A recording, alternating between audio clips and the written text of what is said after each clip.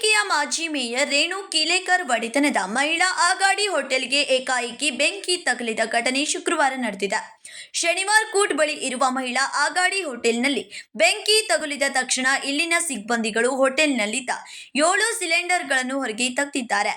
ಸ್ಥಳಕ್ಕೆ ಅಗ್ನಿಶಾಮಕ ದಳದ ಸಿಬ್ಬಂದಿಗಳು ದೌಡಾಯಿಸಿ ಬೆಂಕಿ ನಂದಿಸುತ್ತಿದ್ದಾರೆ. ಕಡೆ ಬಜಾರ್ ಪೊಲೀಸ್ ಠಾಣೆ ವ್ಯಾಪ್ತಿಯಲ್ಲಿ ಈ ಘಟನೆ ನಡೆದಿದೆ.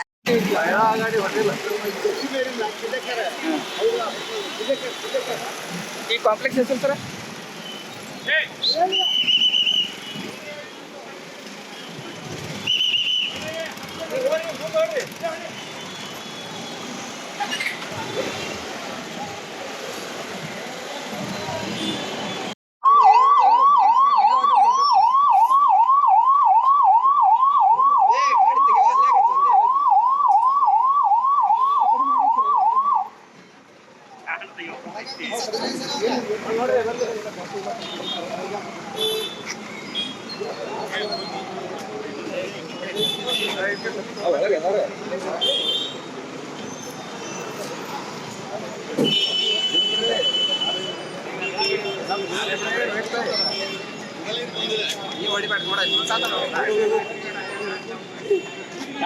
ಬರಾಕ ಹೊಡಿವಾರ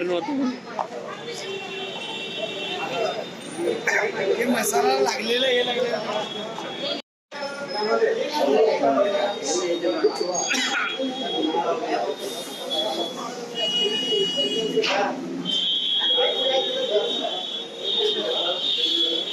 bureau report KMM Kannada news Belagavi.